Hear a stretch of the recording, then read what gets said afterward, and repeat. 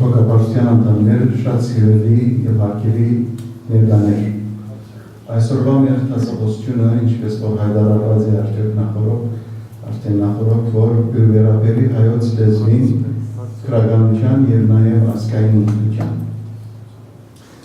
Այսօրվա բանախոսը ավելի շեշտը պիտի տնե եւ պիտի կենտրոնանա ավելի գործնական միջոցներու մասին, որպեսզի պահել հայոց, այսինքն կարևորության մասին բոլորս արդեն հանգրվան անձենք գիտենք, որ հայոց լեզուն գրականությունը շատ կարևոր է, անհրաժեշտ է, բայց այսօր ավելի պիտի շեշտը տվի ինչ միջոցներով պիտի պահել ու զարգացնել հայոց լեզուն եւ ներգործական դարձնել մեր առօրյայի մեջ եւ ժամանակակից որպեսզի գործածվի մեր ամենօրյա հաղորդակցության մեջ։ Ուրեմն նախքան բանախոս հրավիրել այստեղ ուզեի ենսակրականը կարդալ։ Ուրեմն դոկտոր Shushan Karapetian իր PhD վկայական ստացած է Մերձավոր Արևելքի լեզուներու եւ քաղաքագործություններու ոլորտներս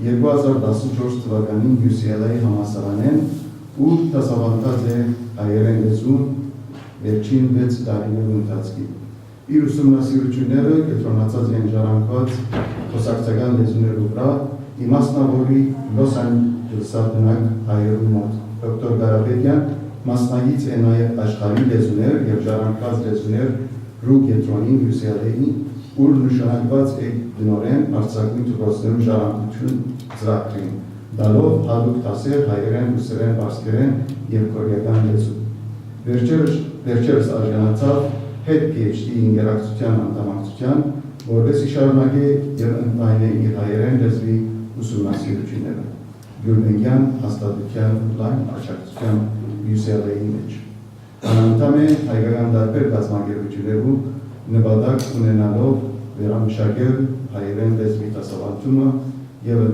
ընդայնել անոր դարացումը։ Նախքան դոկտոր Օպեն հրավիրել իդետնցային ալենեն, որպես մեզի իր ուղիդոր երաշտական ուղիդոր խանցին։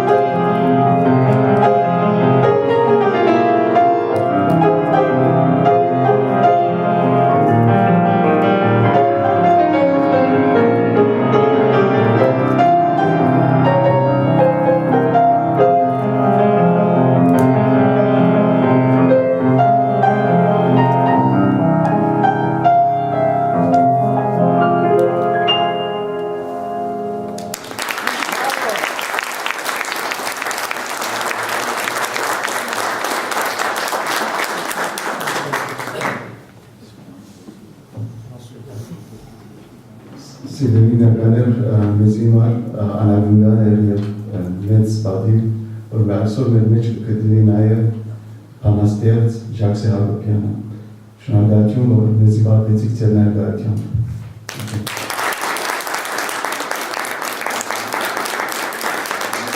Այդում եմ գրավիրեմ այսօրվա բանապոսը, որպեսզի սկսի դասավորությունը։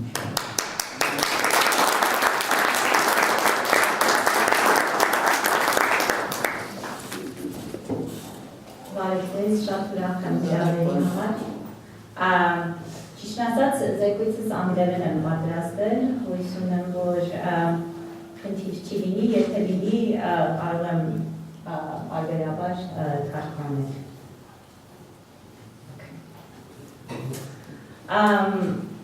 I'd like to start with the title. I know that the flyer you all received had something like recommendations for preserving the Armenian language, literature, and identity.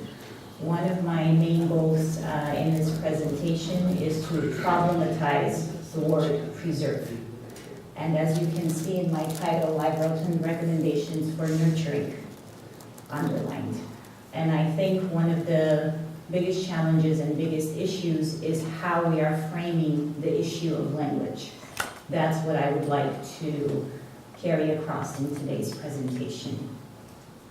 A short outline of the presentation. Very briefly, I'd like to just present signs of language vitality and loss in our community, a new terminology for identifying who our speakers are, a brief profile of Armenian heritage language speakers, and what do I mean in my title when I say nurturing Armenian as a heritage language, some diagnostics which you are well aware of, and some recommendations.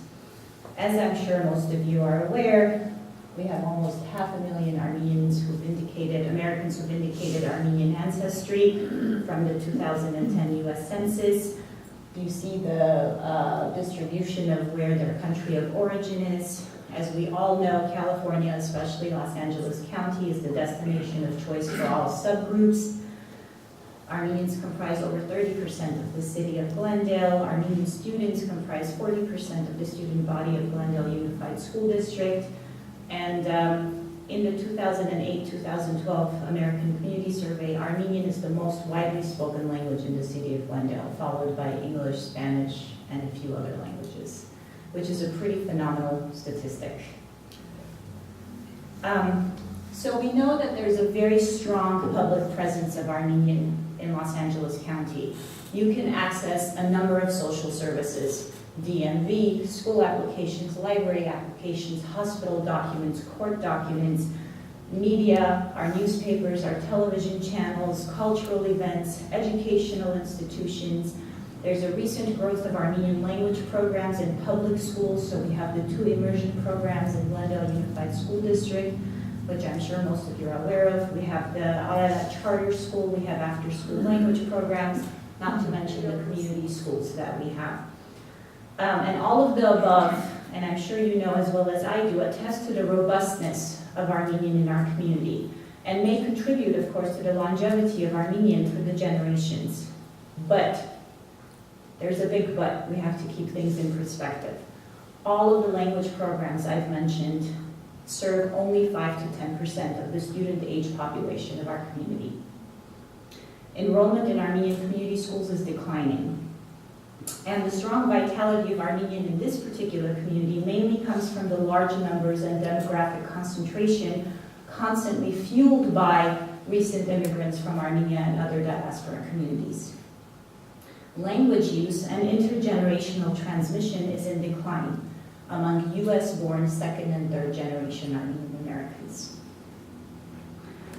Before the 2000 US Census, there was a question that asked, what language is spoken at home?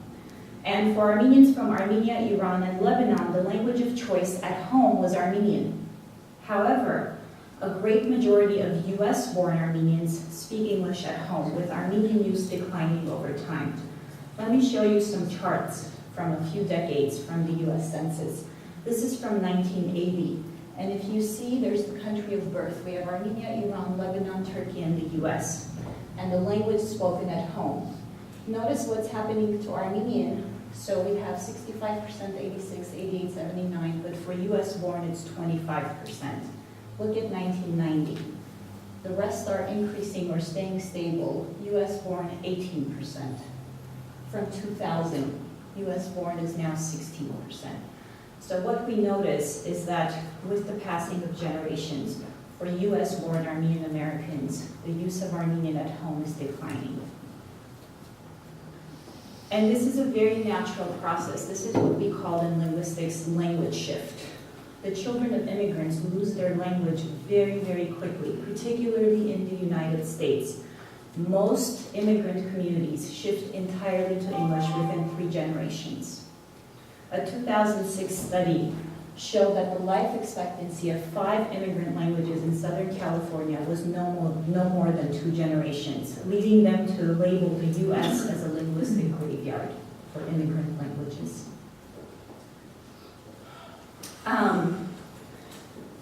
This is the situation, and before we go on to talk about framing the issue of language preservation, or what I like to call nurturing or cultivation, I want to talk about who our speakers are. Who are the people that we are trying to get to maintain our language? And I want to quickly go over some words that we may take for granted. What does it mean to be a native speaker of a language? Why do I keep labeling Armenian as a heritage language? Who is a heritage language speaker? And what does it mean to be bilingual? Within a speech community, the so-called normal native speakers, and we're talking about those who don't have any linguistic deficits, who have been exposed to their native language from childhood, share a linguistic system that enables them to communicate with each other, process each other's linguistic input, and most importantly, transmit the system to the next generation. Now, what is a heritage language? So, generally, heritage languages are categorized into 3 categories. We have indigenous languages, languages of the Native Americans. We have colonial languages, and we have immigrant languages, which is where we fit with Armenian. But what we mean by heritage language in sociolinguistics and applied linguistics is a language which was first for an individual in terms of acquisition. They learned it first, but it has not been completely acquired because of a switch to another dominant language.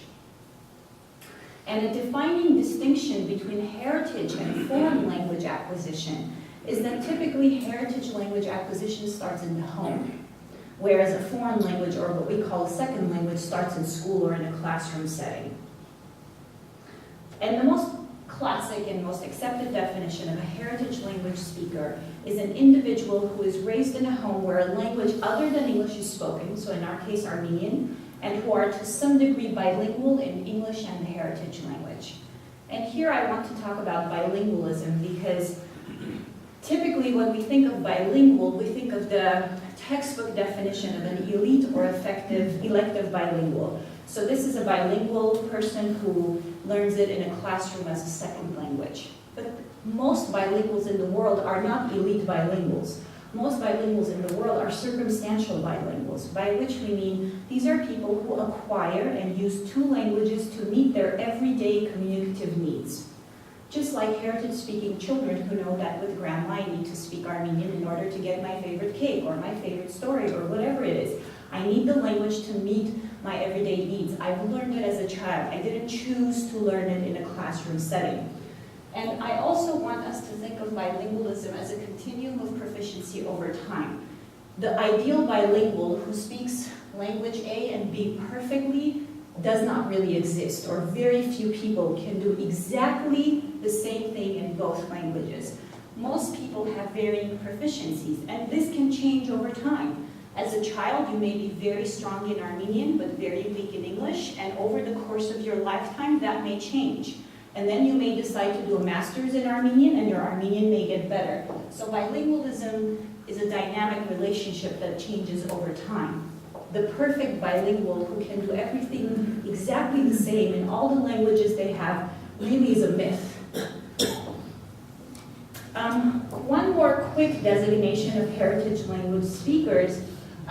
Linguists have categorized them into 2 categories. One is the broad definition. These are people who have been raised with a strong cultural connection to their heritage language usually through family interaction, but they may not have any actual proficiency. So maybe Fresno Armenians may be a good fit for this category, or East Coast third generation, perhaps fourth generation Armenians who have a strong emotional connection but may not actually speak Armenian.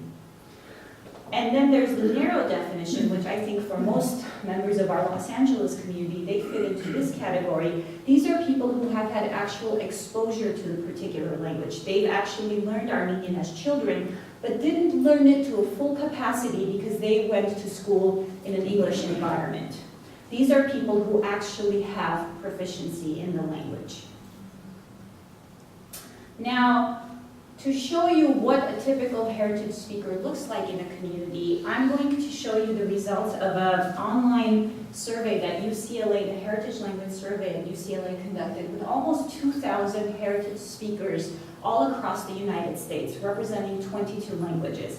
And over the last 5, 6, 7 years, I've encouraged college students, Armenian college students from UCLA, from CSUN, from Glendale Community College, Pasadena Community College to take the survey. And at this point, we have over 120 responses, Armenian responses. And I want to show you what it looks like, what a typical Armenian heritage speaker looks like. Obviously, because these were college students, most of them are 18 to 22%. 60% were born in the US, but if you count those born in the US plus those who arrived before the age of 5, it's almost 77%. And this chart is very important. When we ask them, what language do you use most in the different periods of your life? Look what happens. From ages 0 to 5, the heritage language is the dominant language. It's Armenian. They're using Armenian. What happens at age 5, 6? They go to school. The moment they go to school, the use of Armenian declines, but it doesn't disappear because this green line is both. Okay? But of course, English use, which is the blue line, gradually increases and stays stable. So sole use of the heritage language declines. The use of English increases, but then there's this mysterious green line, which is both. They use a combination of English and Armenian. That stays stable over the course of a lifetime.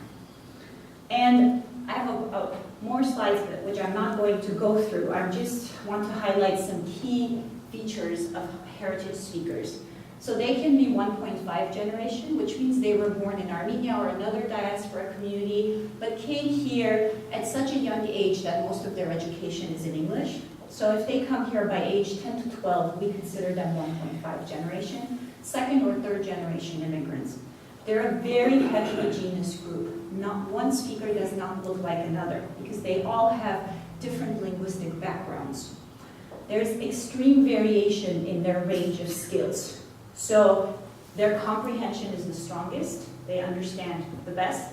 Their speaking, they can probably carry on a basic conversation. And then of course their reading and writing are the weakest if they haven't been exposed to literacy. What defines their language best? This term we use in academia is kitchen language. They have really good kitchen language. They can talk in Armenian about things we usually discuss in the kitchen. Hatsker, vejgats, knir, atnatsir, levatsvir, tunari, shutara, ushanmeng. These everyday, very casual, repetitive things we say in the home.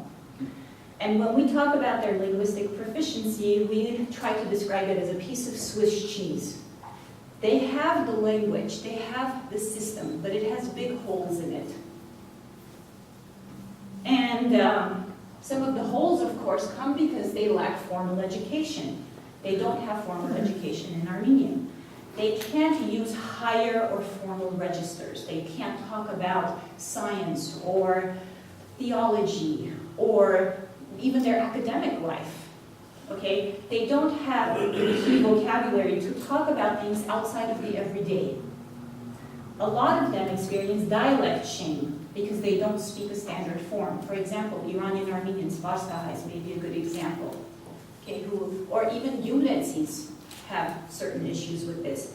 And their motivation for learning the language is related to finding connections to their identity and cultural background. So sometimes I call my college students not heritage learners, but heritage seekers. They're trying to find their heritage. They're trying to connect with their heritage. In terms of their speech, so I said that it's Swiss cheese. They have the system, but they have holes. What does the system look like? What do they have? So in terms of their phonology, their pronunciation, they sound pretty native-like. Although my dissertation research has to do with heritage speakers where I carried out a series of interviews, and the interviews are in Armenian. So I got a piece of what their speech sounds like. Their pronunciation, for the most part, is pretty good.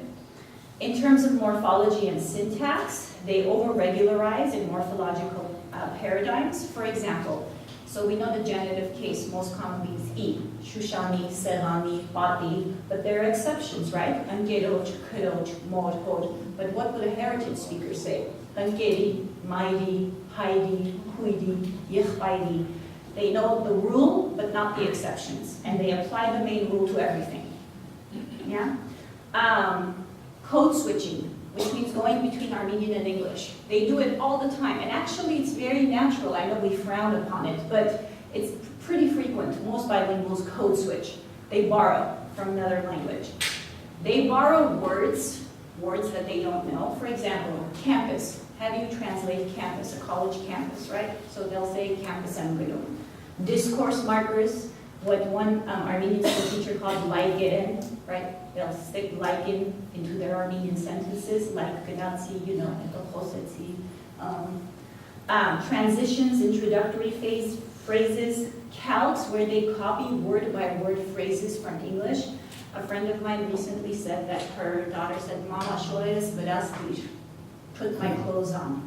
I'm sure you all have funny versions of these from children. Right? Play the piano. Okay. And semantic extension. So taking the semantic range of word from English to Armenian. For example, in English, we can have a newspaper, you can write a paper, you can work on a paper. So you'll say an Armenian college student saying, "Tucht bitigren." Right? That doesn't mean anything in Armenian, but in English, they take the meaning from English and paste it onto the Armenian. Okay, now that I've given you this very brief profile, our diagnostics, which we're all very familiar with. Armenian is not the dominant everyday language of Armenian youth. It functions as a second language or as a heritage language, and I mean second in terms of dominance, not in terms of acquisition for heritage speakers. Armenian instruction at Armenian schools is failing, with Armenian growing like a fruit in a greenhouse, limited to the boundaries of the Armenian language classroom and viewed as a forced or imposed subject by the students.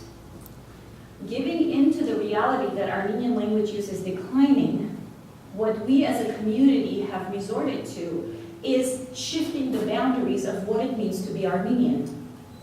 If before being Armenian meant knowing Armenian, and I would argue knowing Armenian well, now we have started to de-emphasize the role of language in that formula. And we've started highlighting less tangible notions of Armenianness, such as possessing an Armenian spirit, or dedication to the Armenian cause. So here I come to my question that I started with. How can you preserve a language? What does it mean to preserve, right? For me, there are complete opposites to say preserve and to say nurture or cultivate. You preserve something that's static, that's lifeless, that's outdated, that's inanimate, that's dead, that's useless, that's symbolic. When I think of preserve, I think of a piece of jewelry I can put in a box and transmit generation from generation. But language isn't static. Language isn't lifeless. Language is dynamic. It's vibrant, it's contemporary, it's organic, it's living, it's useful, it's practical. It's a living, breathing entity. How can you preserve something that's constantly in the process of change? So what my general recommendations are, and then I'll talk about the framework for these recommendations, is to desacralize Armenian, which is something we talked about in our conference in Paris last month that Gulbenkian organized about the situation specifically of Western Armenian as an endangered language. And what I mean by desacralize Armenian is we need to socialize our children into ideologies of language use over language worship. And I'm going to simplify that as much as possible. Instead of transmitting the importance of knowing Armenian, we should transmit using Armenian. Because what we're doing really well as a community is passing on the symbolic importance of Armenian. Our children know very well how important it is to know Armenian, but they don't know Armenian enough. I don't know if that makes sense. I'm going to try to say that in as many different ways as possible during my presentation. What I call Armenian now is the burden of language as moral obligation. What we've done is turned Armenian into a burden that we put onto our youth's shoulders as a moral obligation. And what that does is it creates a linguistic identity crisis, which I will explain shortly. My next major recommendation that I'll talk about is decompartmentalize Armenian on a variety of levels. So release Armenian from the boundaries of the Armenian classroom. So there's this notion that Armenian should only be used in the Armenian classroom, not only in the Armenian language classroom. You can only use Armenian when you're studying Armenian. Release Armenian from the boundaries of things Armenian. You can use Armenian at an Armenian wedding. You can use Armenian at an Armenian event. You can use Armenian at an Armenian at anything. But can you use Armenian to talk about math? Our youth don't see it that way. Armenian is only useful for things Armenian. So that Armenian has this limited scope for the Armenian world, but then for the real world, it's English. And finally, in my opinion, we need to validate all forms of Armenian, both standards, all dialects, and even the heritage version that our kids speak. And shame is not a useful tactic to encourage heritage language proficiency. So I'll touch upon all of these points. What's happening in terms of language ideologies? And by ideologies, and I'll define that soon, I mean the system of beliefs we have about language. It may be easier to just think of it as an attitude. Is that language as vernacular, and vernacular means language as everyday, as your practical everyday language, is going down. But the more the everyday use of the language is threatened, the higher its symbolic value becomes. Language as a symbol of Armenianness, language as a validation of Armenian heritage, that symbolic notion is very high, but the actual use of language is very low. So that we have this shift from language as an everyday spoken form that we use to language as a deliberate validation of heritage. And in a very strange way, language is viewed as both threatened and valued. The more threatened it is, the higher the value. So what we have now is an increased engagement with the language on a symbolic level. And I'll give you an example of what a colleague of mine who works on Yiddish calls a meta-linguistic community. A community that engages in discourse about the language, but not in the language. So they talk a lot about Yiddish, but it's all in English. Yeah? So the language's primary function as a vehicle of communication has narrowed. But the language's symbolic value has expanded. The less the language is used as an everyday vehicle of communication, the more threatened it is and the more value it has. The more we talk about it, the more we worry about it. So what we're doing is we're socializing our children into very strong emotional attitudes about Armenian, and we are prioritizing that over socializing our children into actually using the language. And in the simplest terms, we talk the talk, but we don't walk the walk. We always tell our children how important it is to know Armenian, but we may not use Armenian with our children in the kitchen every day. Before I go on to frame how I've come to this argument, I want to just give you a couple of useful definitions. So when I talk about socializing our children into language ideologies, What language socialization means is how children are socialized to use language, how they're taught to use language. That's one. And two, how language is used to teach our children to become good, competent members of society. And what I mean by language ideology is the cultural system of ideas about our social and linguistic relationships together with their moral and political interests. Now, in the US, and most of you, I assume, are probably from the Middle East or know about the Middle Eastern communities, think about how different it is. In the US, we have a particular language ideology, which is a dominant ideology of monolingualism. And mind you, the United States doesn't have an official language statement in its constitution or anything like that. We don't have an official language policy. This is unofficial. Bilingualism and multilingualism has traditionally been looked down upon. What one scholar calls the monoglot standard is this ideology of one nation with one homogeneous language.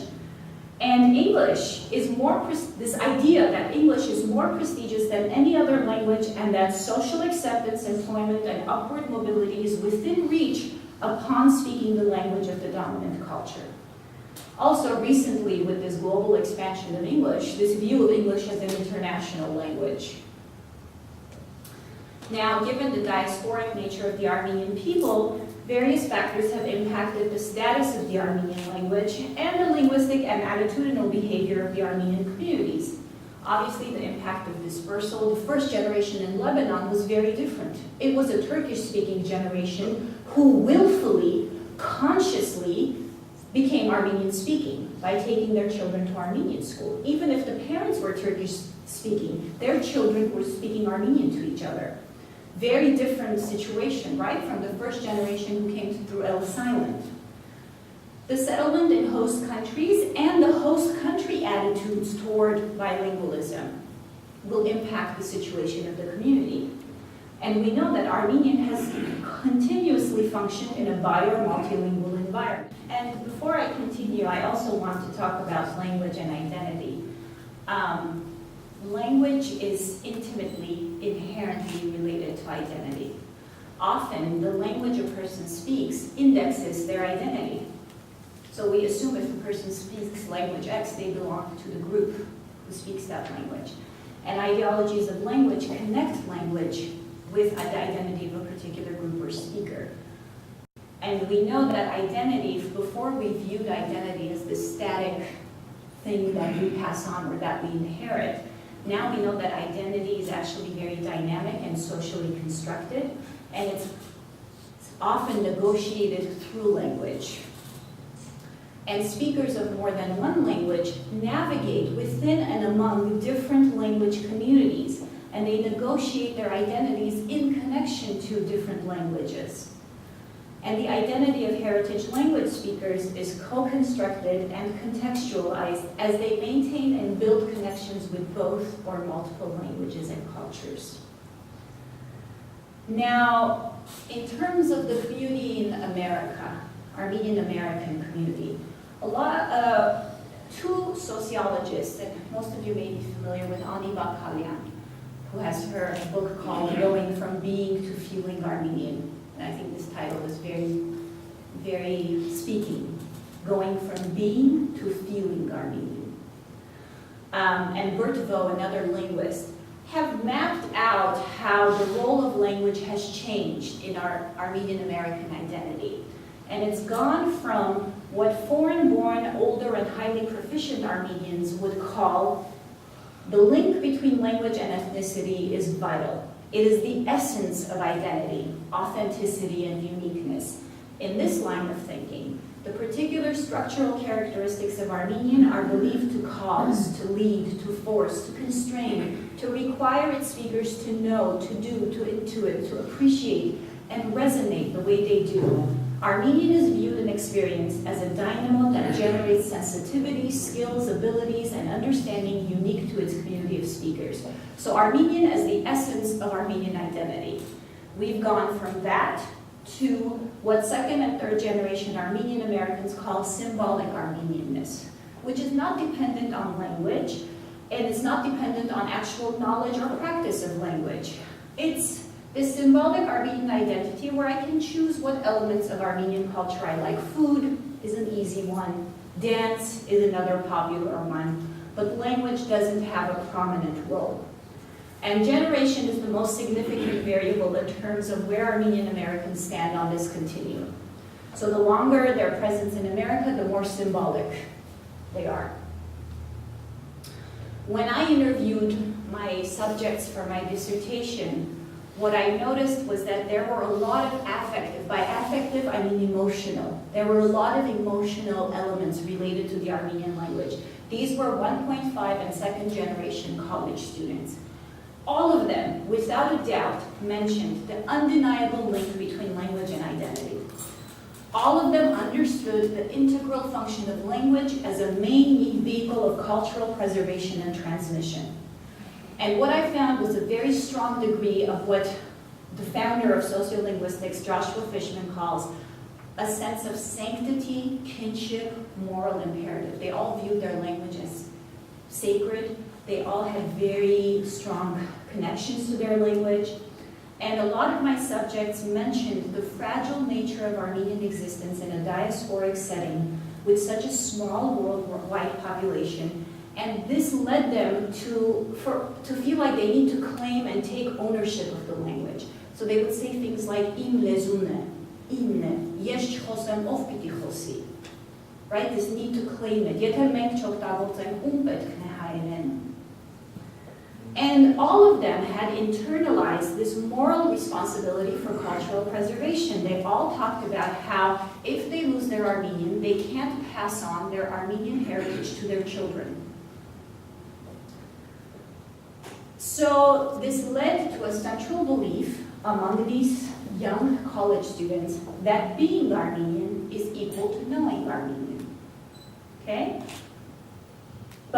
And so there's this conscious understanding that claiming Armenian identity is contingent, dependent on knowledge and practice of the language. But what happened? They had these very elevated, positive ideas about the language. But when I asked them about their actual language behavior, do they actually use Armenian? Do their families, do their parents encourage the use and study of Armenian? It didn't match. They were taught to have these very high beliefs about Armenian, but Armenian as an actual everyday language was devalued. So what my main argument is that what we're doing is we're socializing our children into very positive sentiments about our language. But in terms of Armenian as an instrumental, everyday, practical language of everyday life, this is what comes out. Armenian is stripped of utility. It is not a useful language. It is devoid of any practical value. Knowledge of Armenian bears no benefit outside of the emotional and personal realm. There are no tangible material gains from knowing Armenian. And when viewed as an obstacle to academic advancement, which is obviously focused on English, and the accompanying socioeconomic and social mobility, it is deprioritized and devalued. Now, what's happening to these kids who have these very high sentiments about Armenian, but very low proficiency because the actual use was not encouraged? They're having a crisis. They obviously subscribe to this language identity ideology, but they don't have enough proficiency in Armenian to claim Armenian identity. So they're aware of the contradiction that they define an Armenian as a person who speaks Armenian, and again, I would argue who speaks Armenian well, because we don't tolerate those who don't speak very well. And they self-identify as Armenian, but for the most part, they're English dominant. So there's this tension in what they believe and what they do. And they can't fulfill this moral burden that we've put on their shoulders of transmitting Armenian heritage through language. So how do they relieve what we in psychology call cognitive dissonance, when you have a belief but you don't have the matching behavior? Option one is change the behavior, which for this group would be to acquire the needed proficiency in Armenian. but we realize it's too difficult and one that's not prioritized. Option 2 is to change the boundaries of what it means to be Armenian.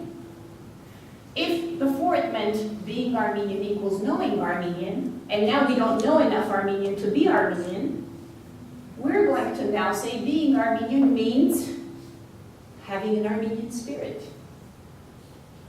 dedicating yourself to the Armenian cause.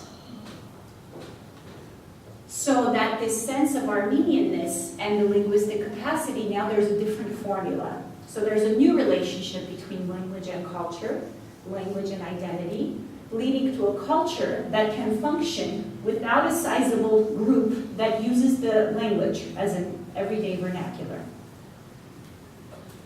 So now that I've framed this for you, my recommendations are language cannot function as a moral obligation. The burden, and I speak literally and metaphorically, is too heavy to carry. What we need to do is rework the framework and socialize our heritage speakers into actual language use.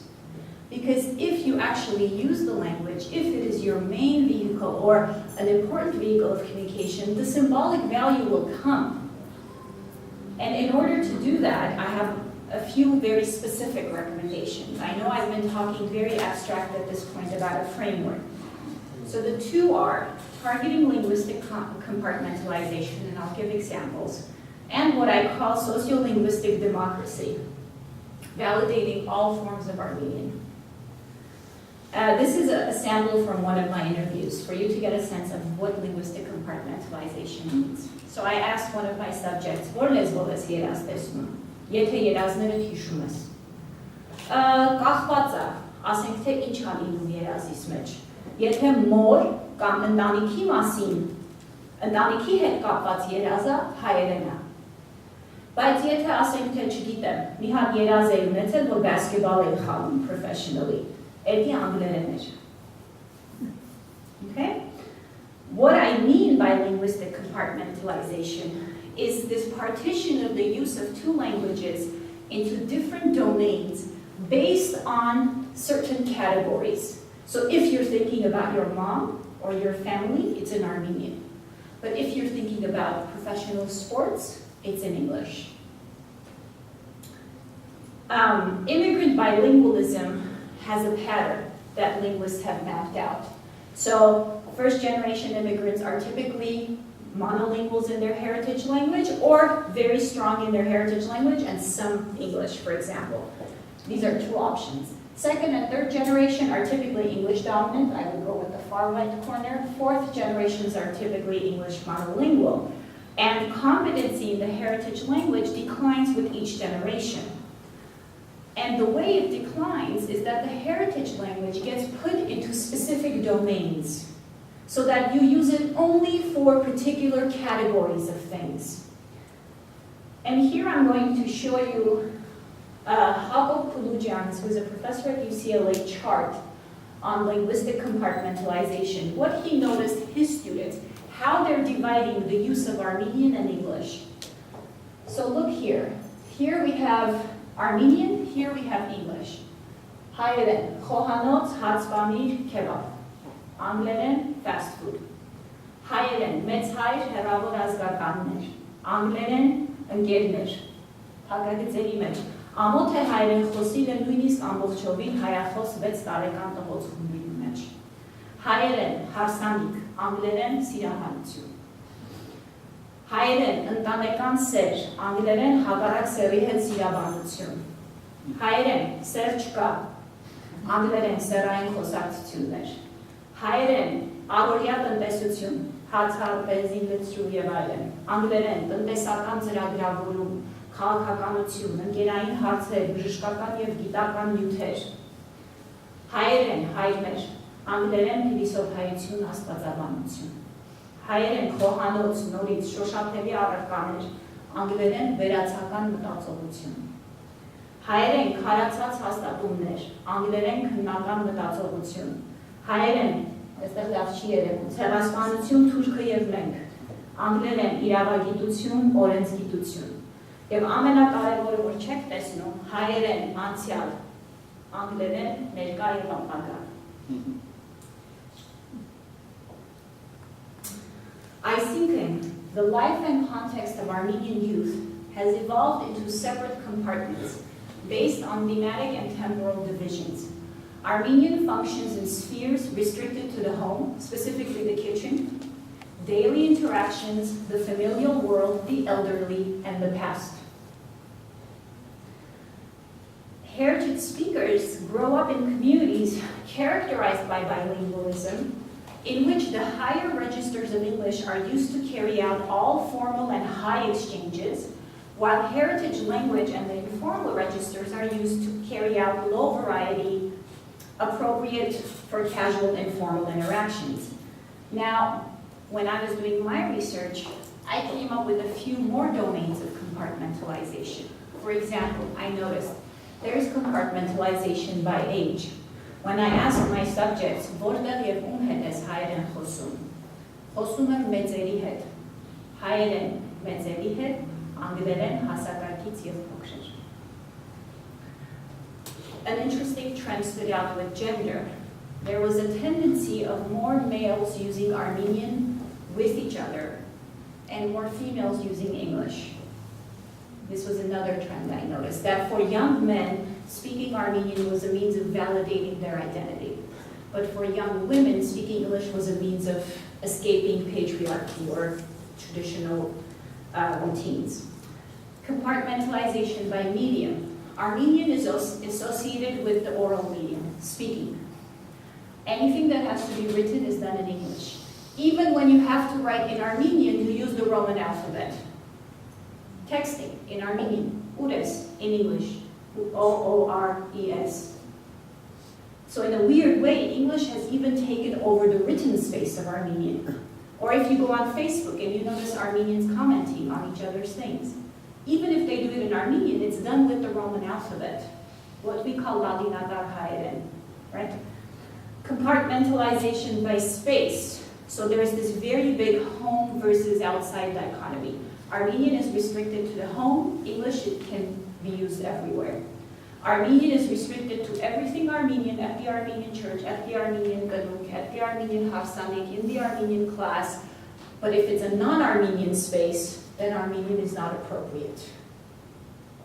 And also there is this metaphoric separation of space. So public versus social. As one of my subjects said in English, in public spaces I use English, in private spaces I use Armenian. So there's this private personal domain. Armenian is restricted to the personal realm, English to the outside. So what are the consequences of such compartmentalization?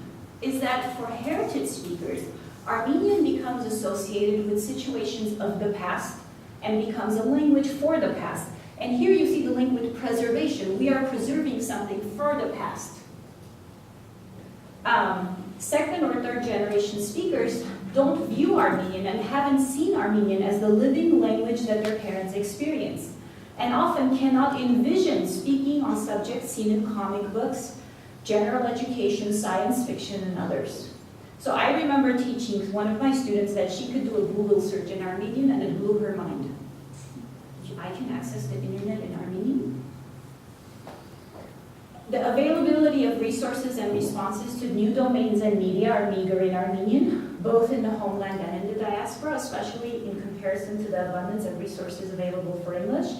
And what you see, in the emerging picture you see, is this perspective of Armenian as a limited language appropriate only for use in relation to the Armenian world, which is not the real world, it's a part of the real world, particularly as it relates to the past, and English as the full and real language of the present and future. So that the heritage language, Armenian in this case, functions in very limited and confined domains, English inevitably spreads over time and space. And in order to develop the heritage language, our speakers need to be provided with an increased number of domains. Because when the use of the language is restricted to interactions with family and friends, the terminology is constrained to topics related to these situations. So that when in areas such as work or school where bilingual speakers only use English, their mental lexicon may never have been acquired. The words to use in those situations would never have been learned. So some recommendations to target linguistic compartmentalization. First of all, we need to raise awareness about linguistic compartmentalization across a variety of domains to influence language policies in communities and educational institutions. What I call release Armenian from the boundaries of Armenian class. One simple way to do this would be content instruction. Why can't a first grader learn math in Armenian? Վերջի վերջո երկու գումարած երկու հավասար է 4, թե անգլերեն, թե հայերեն, թե ֆրանսերեն. When the child only uses Armenian for Armenian language class, there is this view that Armenian cannot be used for other topics like geography, like science. So content instruction would break this compartmentalized notion of Armenian. An explicit campaign to decompartmentalize, ingraining thematic and temporal categories. So Professor Kulujan from UCLA explicitly, intentionally, consciously assigns tasks that involve writing in Armenian about non-Armenian topics. As a student in his class, I remember we would walk in and he would say, Luis, gre, Luis. Or random, very random abstract topics, write it in Armenian. So that you break this notion that you can only use Armenian for things Armenian. There's a task force which I was part of, organized by the Board of Regents of Prelacy Schools. And in one of our recommendations, we wrote this phrase: the student should not have an Armenian language or Armenian world, and parallel with it, his or her own real world, where the Armenian language and things Armenian are missing. The world in its entirety must fit into Armenian. When I was in Paris for this conference I mentioned last month, there is a very successful Armenian Saturday school called Muknik. I don't know if any of you are familiar with it. And when you look at their philosophies, one of their fundamental conditions in their approach is the view of Armenian as a language that encompasses all aspects of life. That a child can discover the entire world in Armenian, not just the Armenian world. My final point, and this is about validating all forms of Armenian and not shaming our young speakers. I'm going to read you this quote from a young Armenian who decided at an older age to restart learning Armenian. Excruciating. That's a rough description of what should be a pleasant adventure of discovering the wondrous essence of your being. Or, this is supposed to be fun, not painful. But it is. It is painful when you're trying to eke out words in Armenian, torturing yourself so foreign verbiage doesn't invade your speech, lest you become complicit in perverting the language you are struggling to maintain.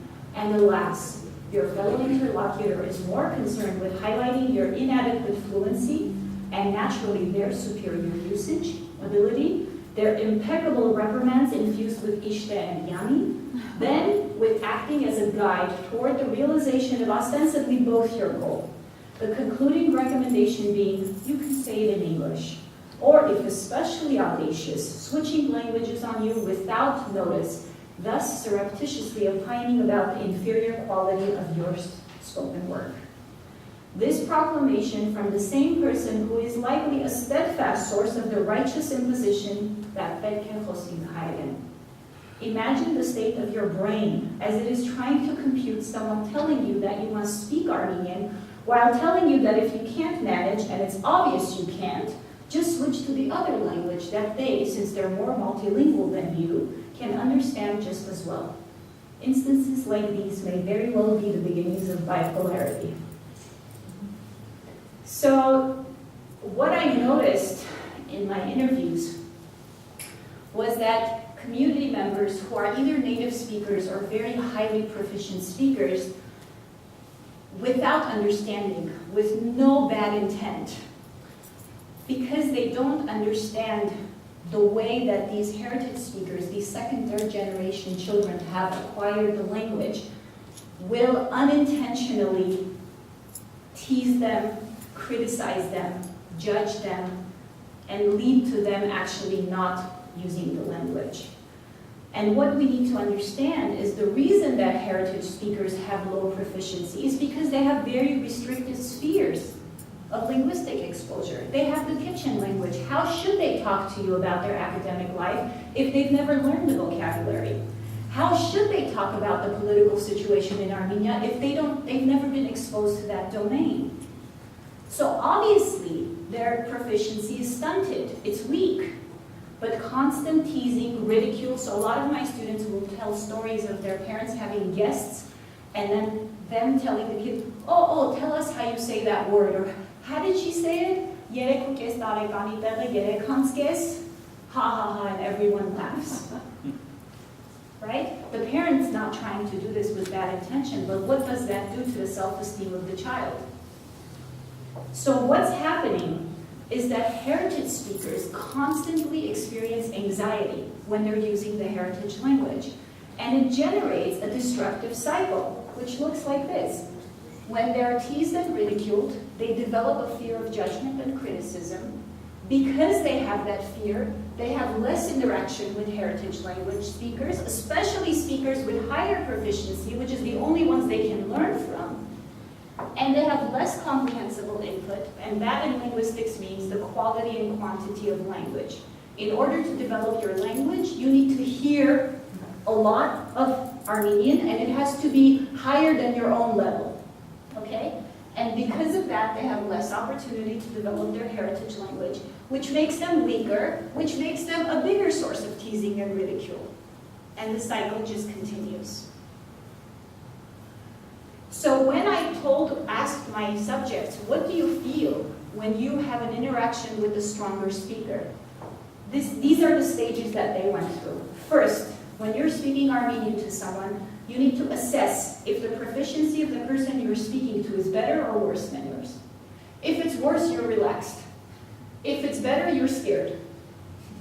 You evaluate the interlocutor's proficiency as higher, better, stronger. You worry about the person you're speaking to calling out your mistakes. You agonize about the interlocutor judging you for lacking proficiency. And sometimes they would even say, I'm afraid they're going to think I'm not smart because my Armenian is so weak. You become extremely nervous and anxious about the interaction. Because you're so nervous and anxious, you start speaking even poorer than you would otherwise. And you become even more frightful about the interaction. So that there was constantly this fear associated with speaking Armenian. So, you're doomed if you do. If you speak Armenian, your mistakes will be noticed and you will be judged and criticized. You're doomed if you don't. If you don't speak it, amot, haiches. So you have two options. One, avoid speaking it. Two, switch to English, which is what happens. And what happens is this internalized incompetence. Even the students I interviewed who had very good Armenian proficiency constantly apologized. I'm so sorry if my Armenian is so poor. I would like to warn you in advance that my Armenian is very poor. There's this constant desire for normalcy, so they'll say, «Ուզում եմ հանգիստ խոսեմ հայերեն, ուզում եմ առանց անհանգստանալու խոսեմ հայերեն, առանց մտածելու». And what happens is, standard Armenian remains this desired but unachievable goal, so that there's this belief that I'll never speak like the adults, and the variety they speak is a defective reality. What they have is not good enough, what's acceptable is not achievable. So what can we do about this? We need to work on changing people's attitudes about how children acquire language and how language is developed. We need to educate heritage students and community members about the natural varieties of language, the ineffectiveness of error correction. For example, when I do workshops with Armenian school teachers, we talk about this. Explicitly correcting an error doesn't work. There have been a lot of studies on this. So putting the child on the spot and saying schales does not mean the child will correct the error. and the critical role of comprehensible input. In order for a child to learn the language, they need to have access to a lot of language and good quality language above their level. Language learning and development cannot succeed in situations that damage the linguistic self-esteem of learners. If we judge them, if we criticize them, they're going to close up. And raising community awareness to persuade stronger speakers not to ridicule or correct, but to tolerate weaker speakers and to encourage interaction. You can only learn to speak better by speaking. If you avoid speaking, then it's a lost cause. So I'm just going to conclude with a couple of the core values we've highlighted in the Armenian Language Preservation Committee, supported and sponsored by the Prelacy, that I think sum up a lot of what I've been saying today. We need to highlight the role of Armenian to create consumers and producers of Armenian culture through a living and current language. We are not preserving Armenian, we are cultivating Armenian. We need to not discriminate against the demographic or linguistic composition of students, Eastern Armenian, Western Armenian, Hayastansi, Baskahai, and so on. All Armenian is Armenian. We need to appreciate and be proud of the language as beautiful and viable in all of its forms, spoken, written, dialect, standard. There needs to be a recognition of the role of language as the most essential factor in culture and its main vehicle of transmission without making it a burden. And a need to view language as dynamic, organic, and an instrument capable of incorporating all aspects of life, in opposition to the ingrained notion of Armenian only for Armenian topics, only for Armenian events, and only for Armenian people. And I will leave you with this poem to contemplate. Հայ լեզուն է հայուն աշխարհիս 4 սարքերուն, ուր կմտնե ամեն հայի իբրև տանտեր հարազատ։ Հոն է միայն, որ կնա գտնել ամեն հայ կրկին, խաժամուժի մեջ օդար գործընծուցած իր հոգին, անցյալ անցուն և ներկան, նույնիսկ մթին ապագան։ Շնորհակալություն։